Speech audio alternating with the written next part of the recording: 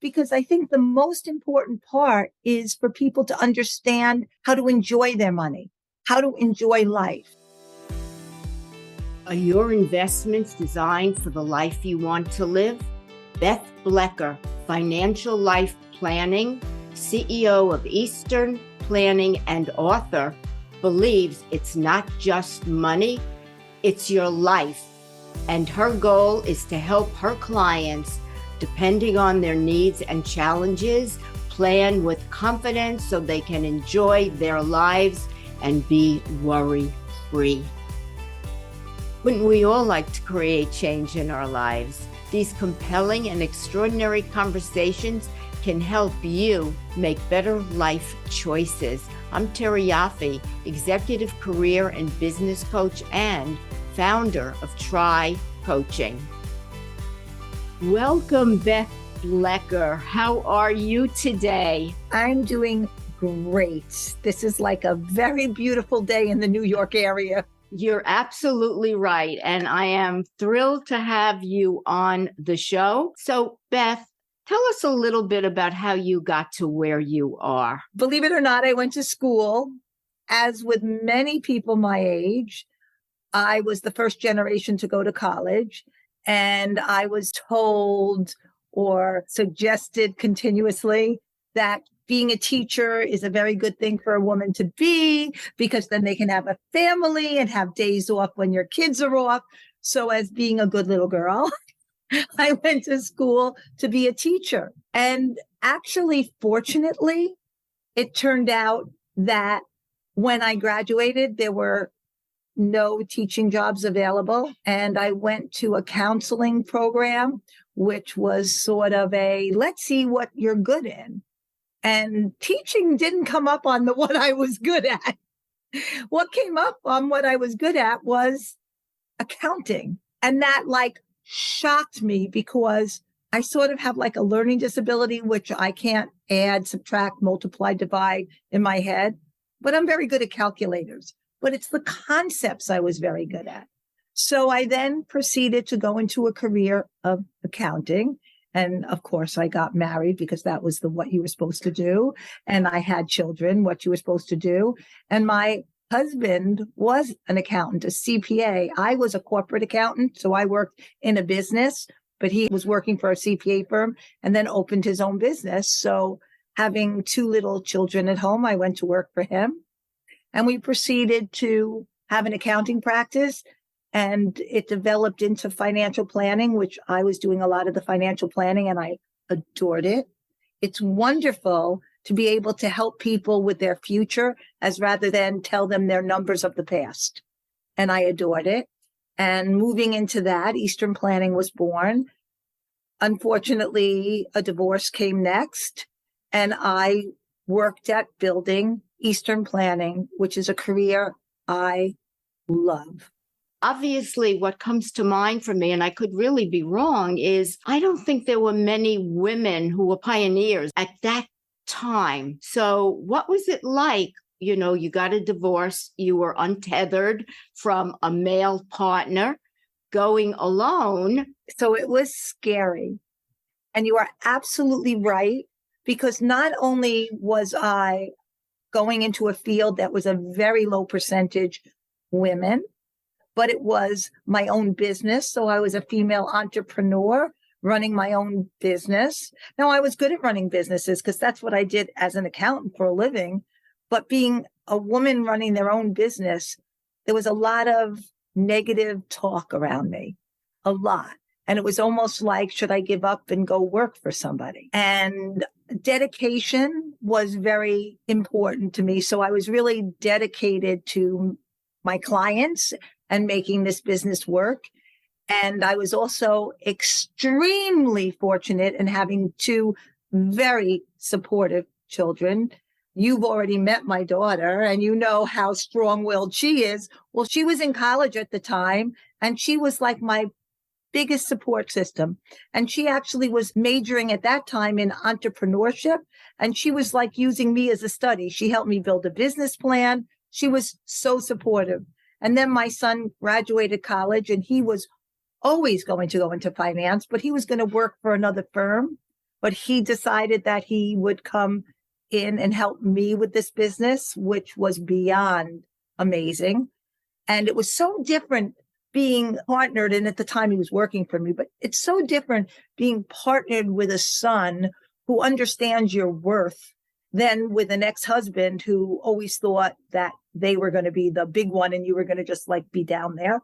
And my son and I have an amazing relationship. And so it was just very hard. But back to the original question, which was about women. Even today, my firm, I have a broker dealer. It's my business, Eastern Planning, but the back office has independent advisors, right? So they all have their own business. Until this year, they were at industry level equal in women, which was 17%. This year, they just announced that they have 24% women advisors. Think about that. 24%. That's low. And that is a high number. 17% is industry-wide. Women make fabulous financial planners. I just think a lot of girls are afraid to say, they think like maybe like I did, numbers and they financial planning is like, you would know, coaching. And sometimes I think I'm a marriage counselor and a social worker. And there's so many personal aspects in financial planning that I think women do phenomenal with. You have a podcast. It's not just money, it's life. So tell us about, as a financial planner, what exactly you do to make a difference, to make an impact on your clients and how they can create change. So my podcast is actually named after my book. It's Not Just Money, It's Life. And I wrote that book because that is what Eastern Planning does. I feel that the difference in life is not just being good at managing money. I mean, that's important, but that's a very small piece, because I think the most important part is for people to understand how to enjoy their money, how to enjoy life. And that's what I try to bring in Eastern Planning. Sometimes people don't know how to save and they enjoy their money too much too soon. And my job is to help them control, save, build a nest egg so that they can stop working when they want to and enjoy their life. More often than not, my job is to help my clients spend money. I love my job because most of my clients are savers. They spent year after year after year accumulating this nest egg. Now it's time to retire and they don't want to spend it. Is that partly because they didn't spend that much while they were saving, that they put X amount of dollars away? So they had a mindset of not spending, I better save it. And now that they can spend it, their mindset hasn't shifted to be more of a, pardon the pun, growth mindset. It's more fixed. Well, this is how I've lived. This is what I've done. I'm going to continue. Even though I have X number of dollars, I'm going to live on a shoestring. So a little bit of that is true. More so, it's that I'll use a very round number. So for everybody, it's different numbers. So this is nothing to say about retirement, but let's say you have $1 million, right? And it's invested and the money goes up and the money goes down. And over time, the money goes up more than it went down. So you have more than. They like having more than. So they don't want to spend what they could spend to maintain their money. So if they're retired at 60 and they're going to die way out there in the future, we don't need to have $2.5 million when we die, right? We need to maybe still have $1 million, maybe a little bit more, but our goal is not to keep that $1 million growing and growing and growing and growing. Our goal is to use the money so that we can support our lifestyle. And the biggest fear of any person I've ever retired is running out of money. So they never like spending their principal, although sometimes it looks like that's happening because the market goes down. but they never want to say, oh my God, I have $1 million and now I only have 400,000. What's going to happen to me? And those people with children, no matter how much they still spend money on their children and how much they've spent on their children, they never want to have a time in their life that they're going to have to go to their children to support them. Although I tease my daughter all the time that I'm going to do that. But no, I would never want to do that. And none of my clients would ever want to say, I ran out of money, knock, knock, I ran out of money, now take me in. We're laughing, but it's a mindset. How do you help them or work with them or coach them, if you will, to get over that sense, that mindset, and shift to whatever and there's different levels, right? There's the people that know they've got less than that and they've got a fixed income. And yet, how can they be happy with what they have and not look, the grass is greener elsewhere, right? Or alternatively, those that have the money and holding on to it, even though they can spend it, how do you shift mindsets with them so they can see both pictures? So I'm going to tell you a story, and it's a story that I have in my book. And it's a client that was an original client, and very unfortunately, she died this year. Many years ago, I had a client who came to become a client with her husband, and shortly after they retired, her husband passed away. So now she had enough money to live her lifestyle. So remember, everybody has their own lifestyle, and they all need a certain amount of money to live their lifestyle. And she had enough. She had more than enough to live her lifestyle. And she called me up one day and she said to me, I'm really upset. I need to go to, and one of her children, her son lived in Israel. I need to go to Israel to visit my son, and my grandson is about to get married. And I really want to go to Israel for the wedding, but I don't want to fly there. It's like so hard. And I'm going to be doing it alone my first time. And it's just such a hard flight. And I said to her, well, would it help you if you flew first class? And she said to me, I can't fly first class. I'm not rich.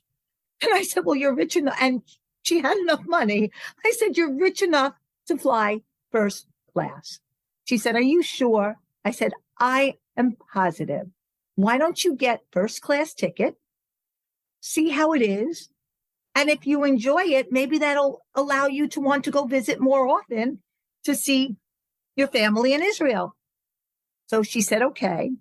Although she did call me 2 more times before she bought the ticket and left. But she said, okay. And she got the first class ticket and she flew to Israel and she came home and she called me up to tell me she loved it. It was the best experience she ever had. She felt so rich. She felt so pampered. It was so wonderful. That's great. Not a year later, she calls me back up and she goes, I really want to go to Israel again to visit my son. Can I still afford to fly first class? Well, the answer, of course, was yes. But she didn't change. She still had to call me up for permission. So you don't change. You just get reinforcements. That is quite a story. I love it. It's human. It kind of hits home. Because I think a lot of people want to, I don't know, but want to do something.